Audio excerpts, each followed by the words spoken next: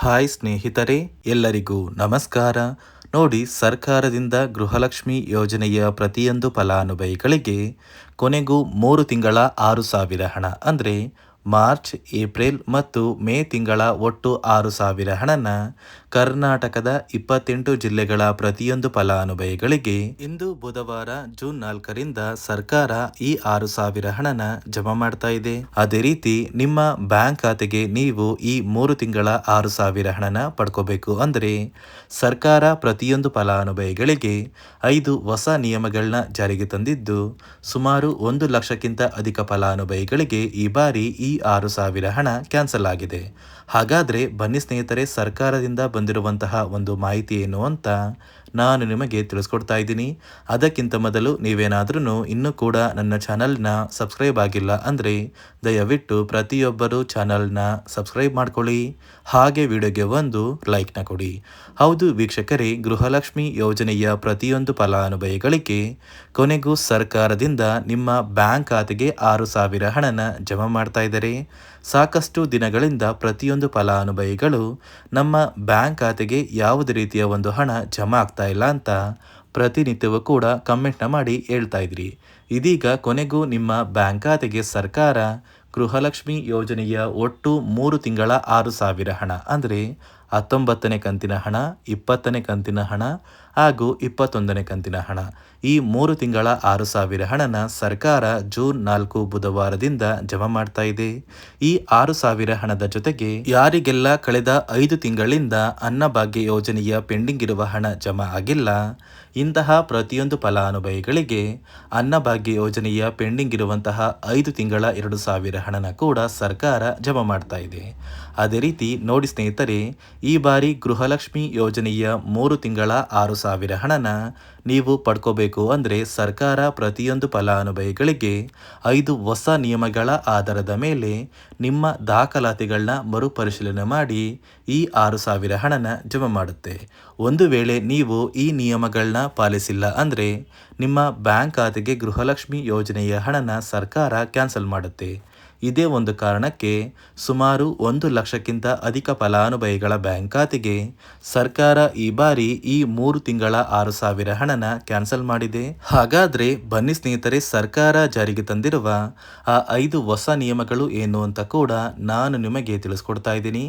ಅದಕ್ಕಿಂತ ಮೊದಲು ಇಂದು ಬುಧವಾರ ಜೂನ್ 4ರಿಂದ ಕರ್ನಾಟಕದ ಯಾವ 28 ಜಿಲ್ಲೆಗಳಿಗೆ ಸರ್ಕಾರ ಗೃಹಲಕ್ಷ್ಮಿ ಯೋಜನೆಯ ಮಾರ್ಚ್, ಏಪ್ರಿಲ್ ಮತ್ತು ಮೇ ತಿಂಗಳ ಒಟ್ಟು 3 ತಿಂಗಳ 6,000 ಹಣನ ಜಮಾ ಮಾಡ್ತಾ ಇದೆ ಅಂದರೆ ಮೊದಲಿಗೆ ಬಾಗಲಕೋಟೆ, ಬೆಳಗಾವಿ, ವಿಜಯಪುರ, ಧಾರವಾಡ, ಗದಗ, ಹಾವೇರಿ, ಉತ್ತರ ಕನ್ನಡ, ಚಾಮರಾಜನಗರ, ಚಿಕ್ಕಮಗಳೂರು, ದಕ್ಷಿಣ ಕನ್ನಡ, ಹಾಸನ, ಕೊಡಗು, ಮಂಡ್ಯ, ಮೈಸೂರು, ಉಡುಪಿ, ಬೆಂಗಳೂರು ನಗರ, ಬೆಂಗಳೂರು ಗ್ರಾಮಾಂತರ, ರಾಮನಗರ, ಚಿಕ್ಕಬಳ್ಳಾಪುರ, ಚಿತ್ರದುರ್ಗ, ದಾವಣಗೆರೆ, ಕೋಲಾರ, ಶಿವಮೊಗ್ಗ, ತುಮಕೂರು, ಬಳ್ಳಾರಿ, ಬೀದರ್, ಕೊಪ್ಪಳ, ರಾಯಚೂರು, ಯಾದಗಿರಿ ಮತ್ತು ವಿಜಯನಗರ, ಈ 28 ಜಿಲ್ಲೆಗಳ ಪ್ರತಿಯೊಂದು ಫಲಾನುಭವಿಗಳಿಗೆ ಸರ್ಕಾರ ಗೃಹಲಕ್ಷ್ಮಿ ಯೋಜನೆಯ ಒಟ್ಟು 3 ತಿಂಗಳ 6,000 ಹಣನ ಜಮಾ ಮಾಡ್ತಾ ಇದೆ. ಇಲ್ಲಿಯವರೆಗೂ ನಿಮ್ಮ ಬ್ಯಾಂಕ್ ಖಾತೆಗೆ ಗೃಹಲಕ್ಷ್ಮಿ ಯೋಜನೆಯ ಒಟ್ಟು 18 ಅಥವಾ 19 ಕಂತಿನ ಹಣನ ಯಾರೆಲ್ಲ ಪಡ್ಕೊಂಡಿದ್ದೀರಾ, ಇಂತಹ ಪ್ರತಿಯೊಂದು ಫಲಾನುಭವಿಗಳ ಬ್ಯಾಂಕ್ ಖಾತೆಗೆ ಆದಷ್ಟು ಬೇಗ ಜೂನ್ 10ರಲ್ಲಿ ಸರ್ಕಾರ ಗೃಹಲಕ್ಷ್ಮಿ ಯೋಜನೆಯ ಒಟ್ಟು 6,000 ಹಣನ ನಿಮ್ಮ ಬ್ಯಾಂಕ್ ಖಾತೆಗೆ ಜಮಾ ಮಾಡುತ್ತೆ. ನೋಡಿ ಸ್ನೇಹಿತರೆ, ಈ ಬಾರಿ ಸುಮಾರು 1 ಲಕ್ಷಕ್ಕಿಂತ ಅಧಿಕ ಫಲಾನುಭವಿಗಳ ಬ್ಯಾಂಕ್ ಖಾತೆಗೆ ಸರ್ಕಾರ ಗೃಹಲಕ್ಷ್ಮಿ ಯೋಜನೆಯ ಹಣನ ಜಮಾ ಮಾಡ್ತಾ ಇಲ್ಲ. ಕಾರಣ ಏನು ಅಂದರೆ ನಿಮ್ಮ ಬ್ಯಾಂಕ್ ಖಾತೆಗೆ ಡೆಬಿಟ್ ಮೂಲಕ ಹಣ ಜಮಾ ಮಾಡುವಂತಹ ಸಂದರ್ಭದಲ್ಲಿ ಸರ್ಕಾರ ಸಾಕಷ್ಟು ಫಲಾನುಭವಿಗಳ ಒಂದು ಬ್ಯಾಂಕ್ ಖಾತೆಗೆ ಹಣ ಜಮಾ ಮಾಡೋದನ್ನು ಕ್ಯಾನ್ಸಲ್ ಮಾಡಿದೆ.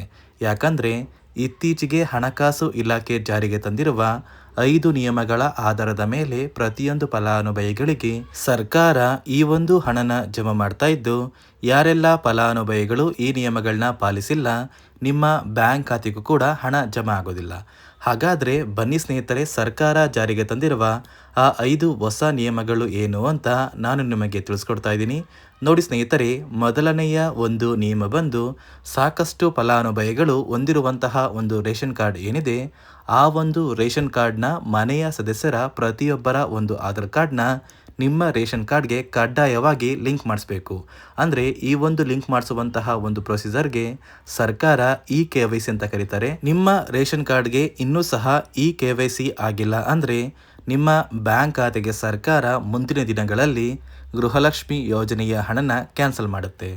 ಅದೇ ರೀತಿ ಎರಡನೆಯ ಒಂದು ನಿಯಮ ಬಂದು ಸಾಕಷ್ಟು ಫಲಾನುಭವಿಗಳು ಕಳೆದ 3 ತಿಂಗಳಿಂದ ಸರ್ಕಾರದಿಂದ ಬರ್ತಾ ಇರುವಂತಹ ಒಂದು ರೇಷನ್ ಏನಿದೆ, ಅಂದರೆ ಉಚಿತ ಅಕ್ಕಿ ಏನಿದೆ, ಈ ಒಂದು ರೇಷನ್ನ ಪಡ್ಕೋತಾ ಇಲ್ಲ.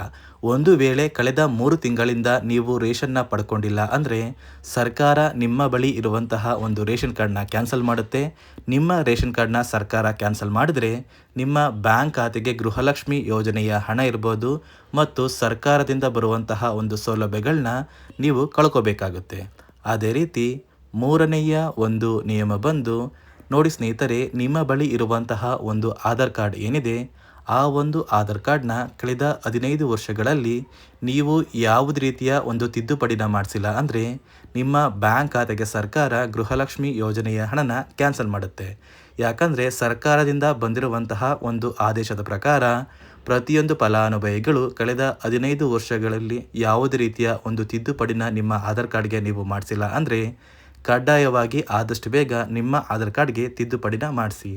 ಅದೇ ರೀತಿ ನಾಲ್ಕನೆಯ ಒಂದು ನಿಯಮ ಬಂದು ನಿಮ್ಮ ಕುಟುಂಬದ ಒಂದು ವಾರ್ಷಿಕ ಆದಾಯ 7 ಲಕ್ಷಕ್ಕಿಂತ ಕಡಿಮೆ ಇರಬೇಕು.